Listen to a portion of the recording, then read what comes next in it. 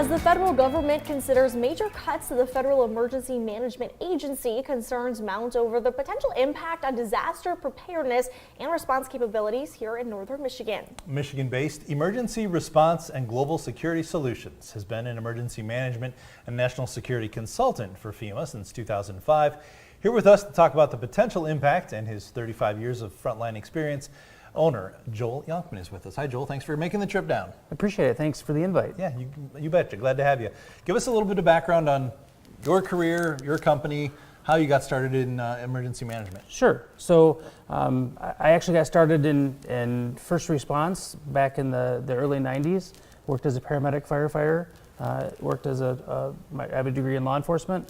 From there, I got into working with training first responders and how to respond to weapons of mass destruction, kind of terrorist attacks. So that kind of rolled into developing the company in 2005, ERGSS, Emergency Response and Global Security Solutions.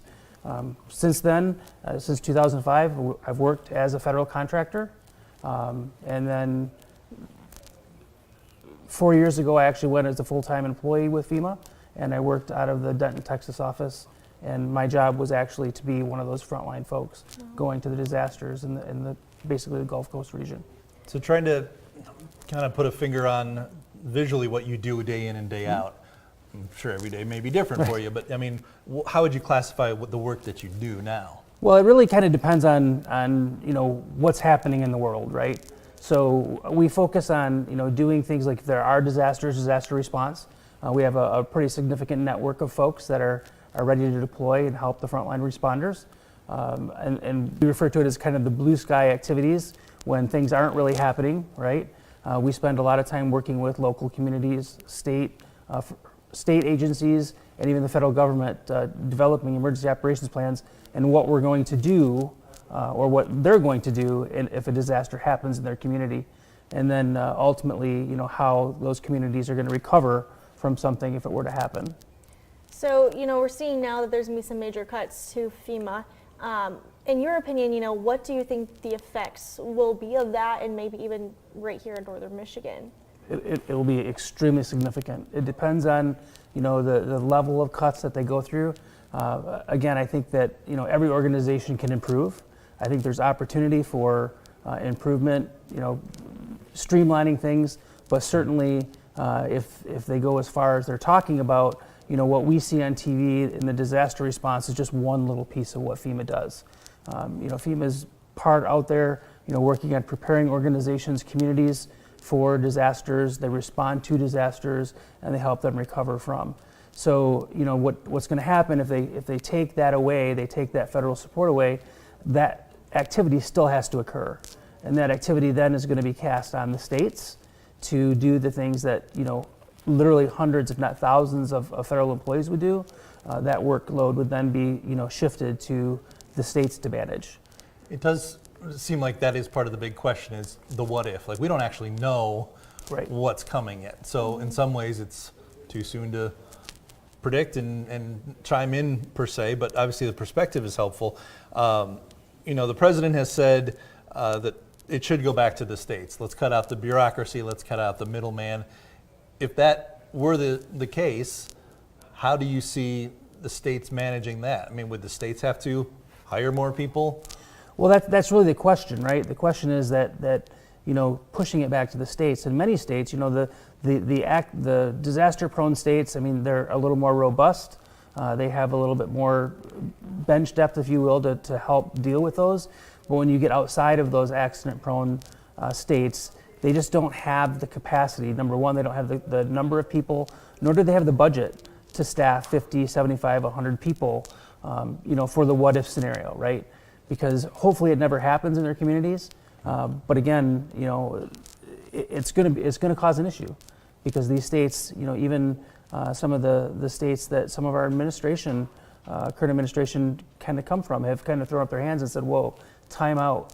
If you do this, the implication is significant to the states. Now, there are, for example, one of the things that we do is we can't help as a company.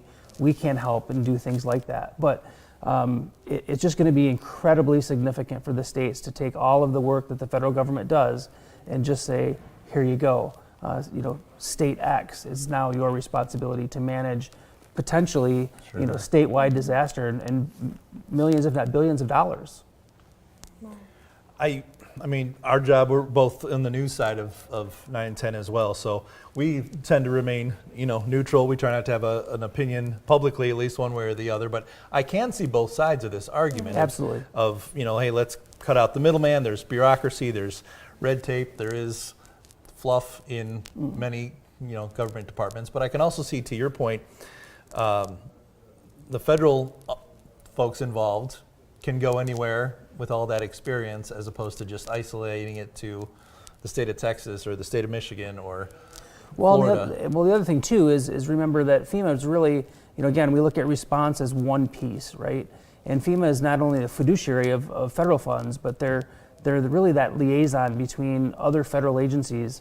Specifically like one of the big ones, when you start getting these large disasters is like the Department of Defense, right?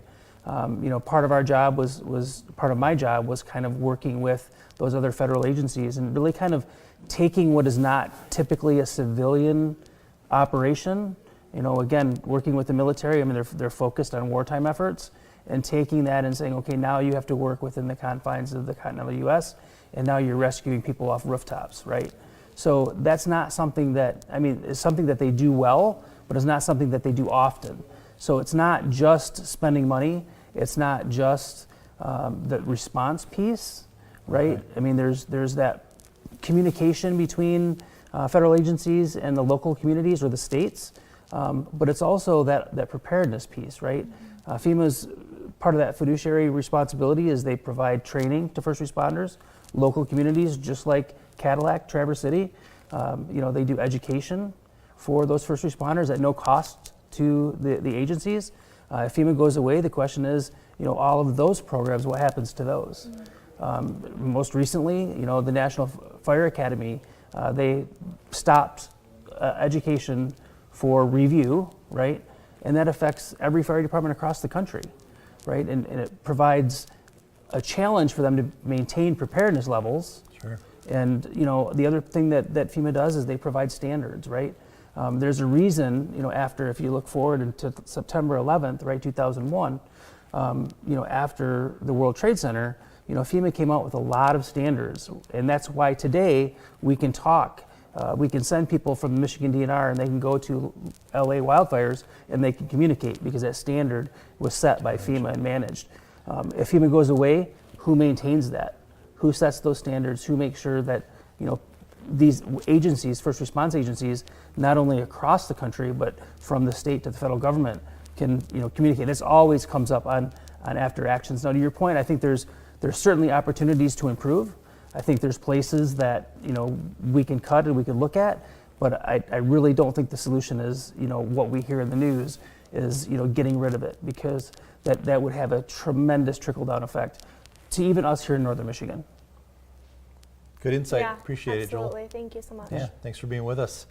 Great stuff. We'll share the interview as well on 9and10news.com in case you missed any of it. We'll be right back.